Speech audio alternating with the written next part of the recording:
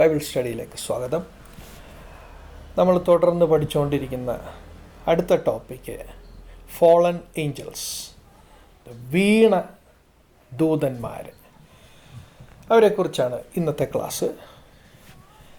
നമുക്ക് ഏശയ്യാവിൻ്റെ പുസ്തകം 14-ാം അധ്യായം 12-ാം വാക്യം ഒന്ന് വായിക്കാം.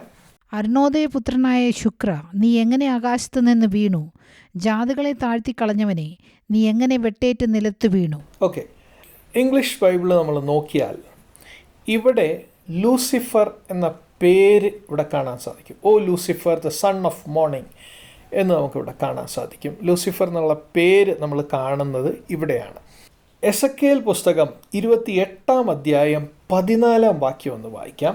അതിൽ പറയുന്നത് ലൂസിഫറിൻ്റെ ബാക്ക്ഗ്രൗണ്ട് എന്തായിരുന്നു എന്ന് നമുക്ക് ഇവിടെ കാണാൻ സാധിക്കും. നീ ചിറക് വിടർത്ത് മറയ്ക്കുന്ന കെരൂബാകുന്നു. ഞാൻ നിന്നെ വിശുദ്ധ ദേവപർവ്വതത്തിൽ ഇരുത്തിയിരുന്നു. നീ അഗ്നിമയ രഥങ്ങളുടെ മധ്യേ സഞ്ചരിച്ചു പോന്നു. 14-ാം വാക്യത്തിൽ പറയുന്നത് യു വേർ ദി അനോയിൻറ്റഡ് ചെറൂബ്. നമ്മൾ കെരൂബുകളെക്കുറിച്ച് പഠിച്ച ക്ലാസ്സുണ്ട്. കെരൂബുകളുടെ ഡിസ്ക്രിപ്ഷൻ നമ്മൾ കാണുന്നത് 4 ചിറകുള്ള, ദേഹത്ത് മുഴുവൻ കണ്ണുകളുള്ള, അഗ്നിമയമായിട്ടുള്ള പ്രതീതി കെരൂബുകൾ വസിക്കുന്ന ഇടത്തുള്ള അങ്ങനത്തെ ഒരു അവസ്ഥയിലാണ് കെരൂബുകളായിരിക്കുന്നത്. ഈ ലൂസിഫറിനെ കുറിച്ച് പറയുമ്പോൾ, അല്ലെങ്കിൽ പിശാചിൻ്റെ തുടക്കം അനോയിൻറ്റഡ് കെരൂബ് എന്ന് പറഞ്ഞിട്ടാണ് പറയുന്നത്. നമുക്ക് അടുത്തതായി വെളിപ്പാട് പുസ്തകം 12-ാം അധ്യായം 9-ാം വാക്യം ഒന്ന് വായിക്കാം. ഭൂതലത്തെ മുഴുവൻ തെറ്റിച്ചു കളയുന്ന പിശാചും സാത്താനുമെന്ന മഹാസർപ്പമായ പഴയ പാമ്പിനെ ഭൂമിയിലേക്ക് തള്ളിക്കളഞ്ഞു. അവൻ്റെ ദൂതന്മാരെയും അവനോടുകൂടെ തള്ളിക്കളഞ്ഞു. ഓക്കെ, ഇത് ഭാവിയിൽ, വെളിപ്പാട് പുസ്തകമാണ് നമ്മൾ നോക്കുന്നത്. അപ്പോൾ ഭാവിയിൽ നടക്കാൻ പോകുന്ന കാര്യമാണ്. ഇവിടെ വേറൊരു കാര്യം നമുക്ക് ശ്രദ്ധയിൽപ്പെടുന്നത്, ദ ഗ്രേറ്റ് ഡ്രാഗൺ എന്ന് ഈ പിശാചിനെ കുറിച്ച് പറയുകയാണ്. അതുപോലെ സർപ്പൻറ്റ് ഓഫ് ദി ഓൾഡ്, പഴയ പാമ്പ് എന്നവിടെ പറയുന്നുണ്ട്. ഡെവിൾ എന്നവിടെ പറയുന്നുണ്ട്. And Satan. ഇപ്പോൾ ഈ പേരുകളെല്ലാം ഒരു വ്യക്തിത്വത്തെയാണ് കാണിക്കുന്നത് എന്ന് നമുക്ക് ഇതിൽ നിന്ന് മനസ്സിലാകും. And his angels were cast out. അവനും അവൻ്റെ ദൂതന്മാരുമുണ്ട് എന്നും നമുക്കിവിടെ നിന്ന് മനസ്സിലാകും. ഗലാത്യർ 1:8. എന്നാൽ ഞങ്ങൾ നിങ്ങളോട് അറിയിച്ചതിന് വിപരീതമായി ഞങ്ങളാകട്ടെ സ്വർഗത്തിൽ നിന്ന ഒരു ദൂതനാകട്ടെ നിങ്ങളോട് സുവിശേഷം അറിയിച്ചാൽ അവൻ ശപിക്കപ്പെട്ടവൻ. ഓക്കെ, പൗലോസ് അപ്പോസ്തലൻ സുവിശേഷത്തിനെതിരായി സംസാരിക്കുന്ന ഒരു മനുഷ്യരോ അല്ലെങ്കിൽ ദൂതന്മാരോ, മനുഷ്യർ എന്ന് പറയുമ്പോൾ പൗലോസ് അപ്പോസ്തലൻ പറയണത് ഞാൻ ഉൾപ്പെടെ, അതായത് പൗലോസ് അപ്പോസ്തലനാണ് എന്ന് പറഞ്ഞ് വന്ന് ഈ സുവിശേഷത്തിനെതിരെ പറഞ്ഞാൽ അവൻ ശപിക്കപ്പെട്ടവൻ. അതേസമയം തന്നെ സ്വർഗത്തിൽ നിന്നൊന്നൊരു ദൂതനാകട്ടെ, ആ ദൂതനും ഈ ശപിക്കപ്പെട്ടവരുടെ കൂട്ടത്തിൽപ്പെട്ടതാണ്. അവിടെ ചിന്തിക്കാനുള്ള വിഷയം, പൗലോസ് ഒരു തെറ്റായ പഠനം മനുഷ്യൻ്റെ ഭാഗത്തുനിന്ന് വരാൻ ഉണ്ടെങ്കിൽ അത് സൂക്ഷിക്കണം.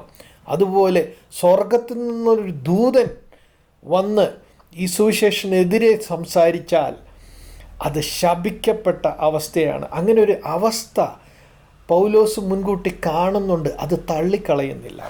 ഇനി 2 കൊറിന്തി 11:14-15. സാത്താൻ താനും വെളിച്ചദൂതന്റെ വേഷം ധരിക്കുന്നുവല്ലോ.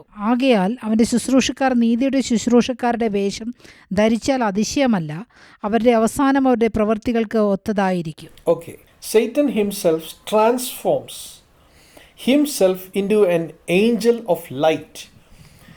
സാത്താൻ ഒരു വെളിച്ചത്തിൻ്റെ ദൂതനായിട്ട് നമ്മുടെ മുൻപിൽ പ്രത്യക്ഷപ്പെടാം. അങ്ങനെ ഒരു സാധ്യത കൊറിന്തിയ ലേഖനത്തിൽ പൗലോസ് അപ്പോസ്തലൻ പറയുന്നുണ്ട്.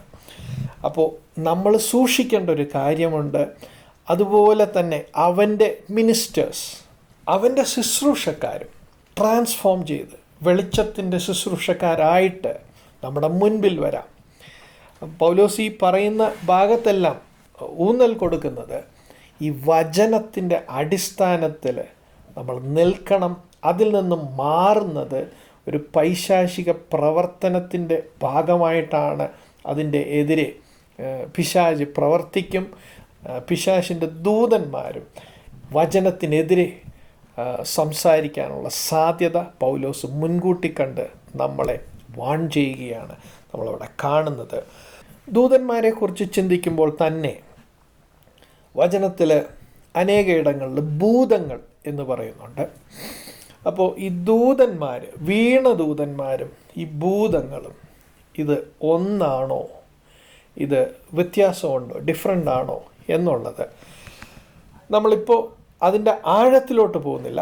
എന്നാലും അതിൻ്റെ ഒരു വ്യത്യാസം തിരിച്ചറിയാൻ, മനസ്സിലാക്കാൻ വേണ്ടിയിട്ട് ഒന്ന് രണ്ട് ഭാഗങ്ങൾ നമുക്കൊന്ന് ശ്രദ്ധിക്കാം. ജനസിസ്, ഉൽപ്പത്തി പുസ്തകം 6-ാം അധ്യായം 2 മുതൽ 4 വരെയുള്ള വാക്യം ഒന്ന് വായിക്കാം. ദൈവത്തിൻ്റെ പുത്രന്മാർ മനുഷ്യരുടെ പുത്രിമാരെ സൗന്ദര്യമുള്ളവരെന്ന് കണ്ടിട്ട് തങ്ങൾക്ക് ബോധിച്ച ഏവരെയും ഭാര്യമാരായി എടുത്തു. ഓക്കെ, ഇവിടെ ദൈവത്തിൻ്റെ പുത്രന്മാർ എന്ന് ഇവിടെ വിശേഷിപ്പിക്കുന്നത് ഏഞ്ചൽസിനെയാണ്. Angels of God, sons of God എന്ന് പറഞ്ഞ് പറയുന്നത് ഈ ഏഞ്ചൽസ് സ്വർഗത്തിലെ ദൈവത്തിൻ്റെ പുത്രന്മാർ ഈ ഭൂമിയിലെ മനുഷ്യൻ്റെ പുത്രിമാരായിട്ട് വന്ന് അവരെ ഭാര്യമാരായി എടുത്തു എന്നുള്ള ഭാഗമാണ് നമ്മളിവിടെ കാണുന്നത്. 3-ാം വാക്യം. അപ്പോൾ യഹോവ മനുഷ്യനിലെ ആത്മാവ് സദാകാലവും ബാധിച്ചുകൊണ്ടിരിക്കുകയില്ല, അവൻ ജഡം തന്നെയല്ലയോ, എങ്കിലും അവൻ്റെ കാലം 120 സംവത്സരമാകുമെന്ന് അരുളി ചെയ്തു. 4-ാം വാക്യം. അക്കാലത്ത് ഭൂമിയിൽ മല്ലന്മാർ ഉണ്ടായിരുന്നു. അതിൻ്റെ ശേഷവും ദൈവത്തിൻ്റെ പുത്രന്മാർ മനുഷ്യരുടെ പുത്രിമാരുടെ അടുക്കൽ ചെന്നിട്ട് അവർ മക്കളെ പ്രസവിച്ചു. ഇവരാകുന്നു പുരാതന കാലത്തെ വീരന്മാർ, കീർത്തിപ്പെട്ട പുരുഷന്മാർ തന്നെ. When the sons of God came into the daughters of man, അത് സംഭവിച്ചപ്പോൾ ആണ് ഭൂമിയിൽ മല്ലന്മാരുണ്ടായത്. അതിന് ശേഷവും ഈ മല്ലന്മാരുണ്ടായി എന്ന് അവിടെ പറയുന്നുണ്ട്. അപ്പോൾ ഇങ്ങനെ ഒരു ചിന്താധാരയുണ്ട്. ഈ വീണ ഏഞ്ചൽസ്, ഫോളൻ ഏഞ്ചൽസ്, ഭൂമിയിലേക്ക് വന്ന മനുഷ്യപുത്രന്മാർ, അവരാണോ ഈ ഭൂതങ്ങൾ എന്നുള്ളൊരു ചിന്തയുണ്ട്. പക്ഷെ അതിനെക്കുറിച്ച് നമുക്ക് ഒരു വാക്യം 2 പത്രോസ് 2:4 തൊട്ട് 6 വരെയുള്ള വാക്യം ഒന്ന് വായിക്കാം. പാപം ചെയ്ത ദൂതന്മാരെ ദൈവം ആദരിക്കാതെ അന്ധതമസിന്റെ ചങ്ങലയിട്ട് നരകത്തിലാക്കി ന്യായവിധിക്കായി കാപ്പാൻ ഏൽപ്പിക്കുകയും പുരാതന ലോകത്തെയും ആദരിക്കാതെ ഭക്തികെട്ടവരുടെ ജലപ്രളയം വരുത്തിയപ്പോൾ നീതിപ്രസംഗിയായ നോഹയെ 7 പേരോടുകൂടെ പാലിക്കുകയും. ഓക്കെ, അപ്പം നമുക്ക് നമ്മുടെ വിഷയത്തിൽ നോഹയുടെ കാലത്ത് ആ സമയത്തുള്ള ഈ ദൂതന്മാർ, ഭൂമിയിലോട്ട് ഇറങ്ങി വന്ന ദൂതന്മാർക്ക് എന്ത് സംഭവിച്ചു എന്നുള്ളത് നമ്മൾ ഈ ആദ്യത്തെ 4-ാം വാക്യത്തിൽ കാണുന്നുണ്ട്. ഒരിക്കൽ കൂടെ നമുക്ക് 4-ാം വാക്യം മാത്രം ഒന്ന് വായിക്കാം. പാപം ചെയ്ത ദൂതന്മാരെ ദൈവം ആദരിക്കാതെ അന്ധതമസിന്റെ ചങ്ങലയിട്ട് നരകത്തിലാക്കി. അന്ധതമസിന്റെ ചങ്ങലയിലിട്ടു എന്ന് വചനത്തിൽ പറയുകയാണ്. അതിൻ്റെ അർത്ഥം ഇറങ്ങി വന്ന ദൈവപുത്രന്മാർ എന്ന് പറഞ്ഞാൽ ദൂതന്മാർ, ഇറങ്ങി വന്ന പാപം ചെയ്ത ദൂതന്മാർ ഇന്ന് അന്ധതമസിലാണ് ഉള്ളത്. ചെയിൻസ് ഓഫ് ഡാർക്ക്നെസ് എന്നാണ് പറയുന്നത്. അപ്പോൾ ആ ദൂതന്മാരല്ല ഇന്ന് ഉള്ള ഭൂതങ്ങൾ. യേശു ഭൂതത്തെ പുറത്താക്കി എന്ന് പറയുമ്പോൾ ഭൂതം ഉണ്ട് എന്നും കൂടെ നമ്മൾ മനസ്സിലാക്കേണ്ട ആവശ്യമുണ്ട്. അനേക ഇടങ്ങളിൽ ഭൂതത്തെ ശാസിച്ചു എന്ന് നമ്മൾ കാണുന്നുണ്ട്. നമ്മൾ ഈ പഠനം ഏഞ്ചൽസിനെ കുറിച്ചായതുകൊണ്ട്, ഏഞ്ചൽസ് ആൻഡ് ഹെവൻലി ബീയിങ്ങിനെ കുറിച്ചായതുകൊണ്ട് ഈ ഭൂതങ്ങളെക്കുറിച്ച് ഡീറ്റെയിൽ ആയിട്ട് വേറൊരു ക്ലാസ്സിൽ നമ്മൾ എടുക്കുന്നതായിരിക്കും. ഈ ഫോളൺ ഏഞ്ചൽസ് അല്ല ഭൂതങ്ങൾ എന്ന് മനസ്സിലാക്കാൻ വേണ്ടിയിട്ടാണ് നമ്മൾ ഇത്രയും പറഞ്ഞത്. ഇനി തുടർന്ന് അടുത്ത ക്ലാസ്സിൽ നമ്മൾ ചിന്തിക്കാൻ പോകുന്നത് ഫങ്ഷൻസ് ഓഫ് ദി ഏഞ്ചൽസും മിനിസ്ട്രി, ഒരു ഏഞ്ചൽസിൻ്റെ മിനിസ്ട്രി എങ്ങനെയാണ് എന്നെല്ലാം. അതിൽ നമ്മൾ ഗാർഡിയൻ ഏഞ്ചൽസിനെ കുറിച്ചും എല്ലാം നമ്മൾ പഠിക്കുന്നുണ്ട്. അടുത്ത ക്ലാസ്സിൽ കാണാം.